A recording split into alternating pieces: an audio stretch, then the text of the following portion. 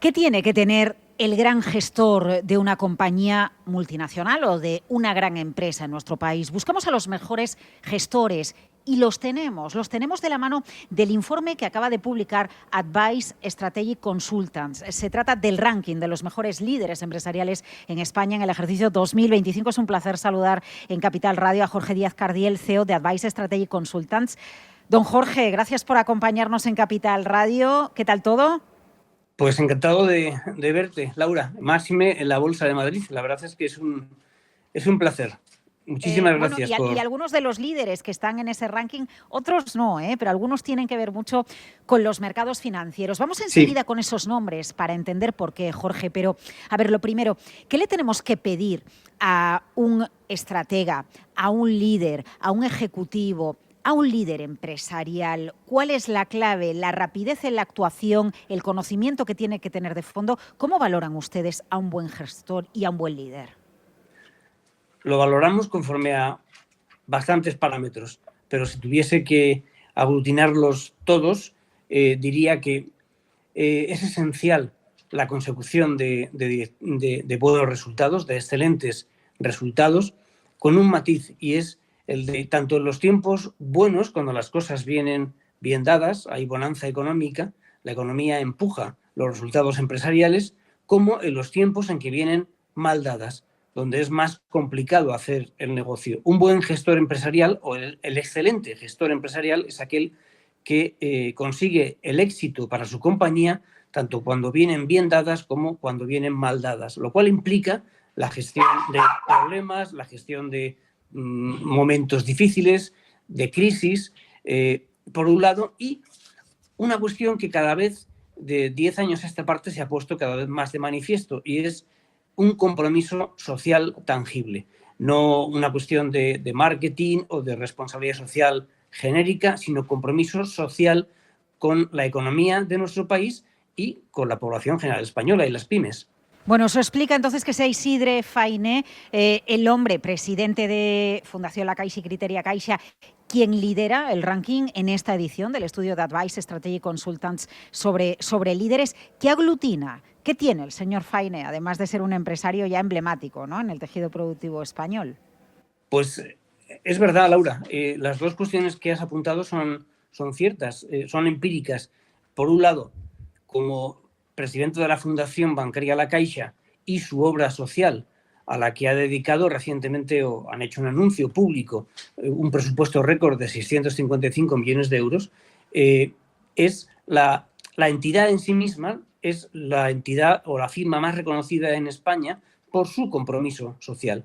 50.000 programas sociales cada año, miles de voluntarios, ayuda a enfermos, ayuda a la búsqueda de trabajo, al cierre de la brecha digital, educación, cultura, conocimiento y al mismo tiempo éxito empresarial en cuanto a la gestión. ¿Por qué? Porque para financiar la obra social, Isidre Fainé, presidente de la Fundación, tira de los dividendos del primer holding económico-financiero español, que es Criteria Caixa, que es una firma que es 100% filial de la Fundación, Criteria Caixa. Entonces, aglutina lo mejor de ambos mundos, en opinión de los entrevistados, que son tanto líderes de opinión por un lado como población general y pymes por otro.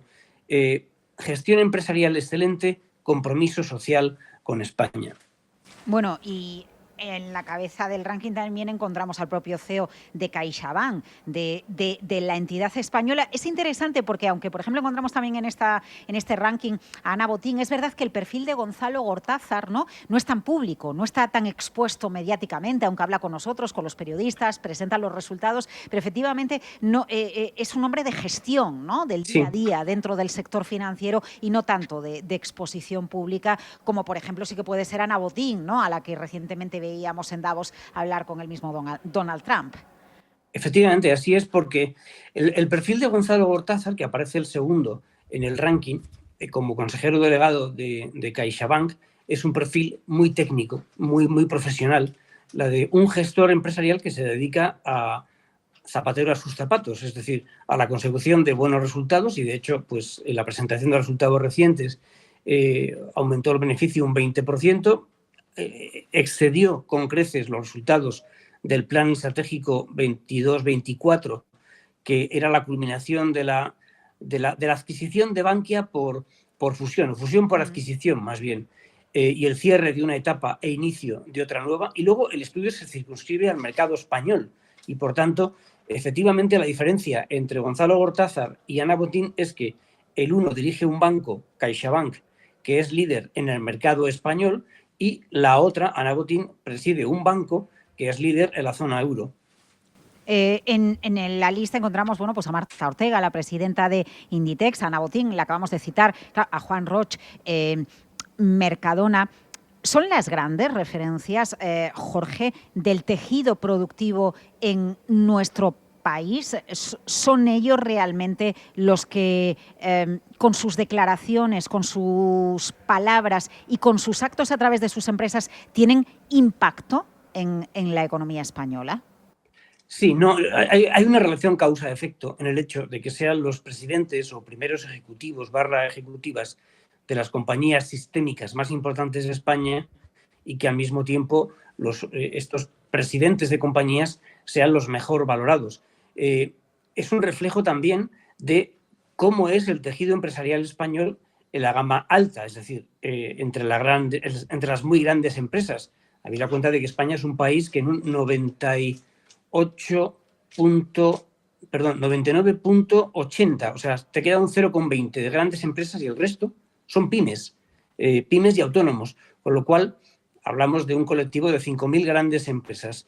El hecho de que en la cúspide esté Isidre Fainé, Gonzalo Gortázar, esté Marta Álvarez, presidenta del Corte Inglés, Marta Ortega, presidenta de Inditex, Ana Botín, presidenta de Santander, como acabas de decir, Juan Roch, presidente de Mercadona, es el reflejo de que en nuestro país hay unas cuantas pocas grandes empresas, pero que son esenciales para la economía española. Son sistémicas, too big to fail. Son compañías que sostienen, son la columna vertebral de la economía y que además dan precisamente carga de trabajo, cada una de ellas, a muchos miles de pymes y autónomos que en el mercado español se sostienen gracias a esas grandes empresas.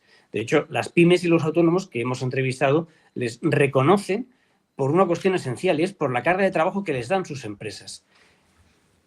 Ya es verdad que cuando escuchamos a Inditex, cuando por ejemplo publica sus resultados o cuando lo hace Juan Roch en Mercadona, siempre hablan de sus proveedores, ¿no? Y el tejido productivo que mueven a través de todas esas empresas con las que trabajan en el territorio y el impacto que tienen también esas empresas en el caso del empleo. Sí, porque grosso modo estamos hablando de, por ejemplo, en lo que al empleo se refiere que tú has sacado a colación, pues un 33% de todo el empleo en asalariados, es decir, excluimos el sector público, de un total de 21 millones largos de asalariados, el 33% se concentra de manera directa, según el Instituto Nacional de Estadística, en la muy gran empresa. Pero es que el 66% restante, de manera indirecta, depende de las grandes empresas en nuestro país. Y los ejemplos que has puesto son muy significativos, porque, por ejemplo, si cogemos 3 directivos del sector retail, moda, alimentación, distribución, ¿no? Marta Álvarez del Corte Inglés, Marta Ortega en Inditex y Juan Roch en Mercadona, resulta que de cada una de estas empresas dependen una media de 60.000, 70.000 pymes en su carga de trabajo en nuestro país. Además, de manera importante, en algunas comunidades autónomas donde este empleo es esencial. Por ejemplo, Inditex y Galicia. Pues es que hay más de 30.000 pymes en Galicia que viven de Inditex. En el caso del Corte Inglés pasa 3/4 de lo mismo en varias comunidades autónomas. En el caso de Mercadona, de manera muy especial en todo el arco mediterráneo, desde Cataluña, Valencia, etc. Es decir, que ahí hay una relación directa entre estas grandes empresas y el quehacer económico español a través de nuestro tejido empresarial, que es esencialmente pymes. ¿Es diferente el directivo, el ejecutivo, la ejecutiva de la gran empresa española en relación a otros países, a los anglosajones o a otros países europeos? ¿O cuando se está en la primera liga de la gestión empresarial con una compañía, ahí no se notan tanto, pues las diferencias en el modus operandi? Bueno, hay cuestiones que comparten y otras cuestiones que no comparten. Por ejemplo, en el caso de En el caso de la Fundación La Caixa y de Criteria Caixa es un caso bastante único en Europa, porque habría que irse a una fundación pues como la de la Fundación Gates, que tiene vinculación con su fundador Bill Gates y Melinda Gates, para establecer comparaciones. Pero, por contraste, la Fundación Gates no tiene vínculo directo con Microsoft, la empresa que fundó Bill Gates, y en cambio la Fundación La Caixa tiene una relación directa con Criteria Caixa porque es, digamos que la cabecera del grupo, es la dueña de Caixa, de Criteria Caixa, que a su vez es tenedora de acciones de empresas sistémicas españolas como CaixaBank, Telefónica o Naturgy. Con lo cual hay similitudes y hay cosas que son distintas. Hay una cuestión que yo diría que es curiosa, y es, hay en el ranking 3 mujeres en lo más alto, que son Marta Álvarez en el Corte Inglés, Marta Ortega, Inditex, y Ana Botín del Santander. Y ahí hay parámetros en los cuales coinciden. Por un lado, hay un vínculo con la propiedad, es decir, antes que ellas, ¿no? Efectivamente, tiene un componente familiar esencial, porque el apellido Botín, Ana Botín, nos puede recordar, al menos a los que tenemos ya ciertos años como yo, porque usted es francamente joven, claro, pues que estuvo el padre, Emilio Botín, hace exactamente 10 años. Se cumplen 10 años. Pero en el caso de la presidenta del Corte Inglés, antes que ella estuvo su padre, Isidoro Álvarez. Entre medias, efectivamente, hubo un presidente, 3 años y medio, que es también familiar, primo hermano. Y en el caso de Marta Ortega es inevitable vincularla con su padre, con Amancio Ortega, quien de hecho aparece en el ranking, pero no vinculado a día de hoy a Inditex, porque la gestión, digamos que está en estas compañías ya muy profesionalizada, pero aparece en el ranking porque es una de las muy grandes fortunas del mundo y es inevitable que la población general, de manera especial, pues tenga en la cabeza a Amancio Ortega como uno de los hombres más ricos de este país y que aparece no ya en la prensa española, sino en los medios de comunicación de todo el mundo. Claro. Jorge, usted que ha escrito muchos libros sobre Estados Unidos, que ha vivido allí, con usted hemos hablado en muchas ocasiones de la política y de la economía estadounidense. Sí que me gustaría pedirle una interpretación acerca de cómo estos líderes y otros líderes del tejido productivo español deben encajar y reaccionar ante, bueno, pues la bomba política que ha supuesto la llegada de Trump 2.0 a la política de los Estados Unidos, aranceles mediante, ¿no? Y guerra comercial mediante. ¿Tenemos que ser amigos de Estados Unidos por una cuestión diplomática pensando en el largo plazo? ¿O directivos europeos y españoles tienen que velar más por el futuro de Europa que por las ocurrencias del presidente americano? De ahí se deriva, de la pregunta que haces, Laura, se deriva una primera cuestión, y es la necesidad de tener conocimiento de lo que está pasando en Estados Unidos, de lo que está sucediendo en Norteamérica, porque en los últimos, vamos a decir, pues 10, 12 años, con la aparición del fenómeno de la multipolaridad en geopolítica, ya no es Estados Unidos la única gran potencia, tenemos a China, tenemos a los BRIC, etc. De repente hemos caído en la cuenta de que Estados Unidos es la primera economía del mundo, de que es el motor económico del mundo. Ya lo era, lo sigue siendo, que aporta el 33% del Producto Interior Bruto del mundo, que China, la economía china, en términos de Producto Interior Bruto, es la mitad a día de hoy de lo que es la norteamericana, y que además su economía, la china, está lastrada por deuda, por falta de consumo, por falta de inversión, y por un fortísimo endeudamiento tanto público como privado. Dicho lo cual,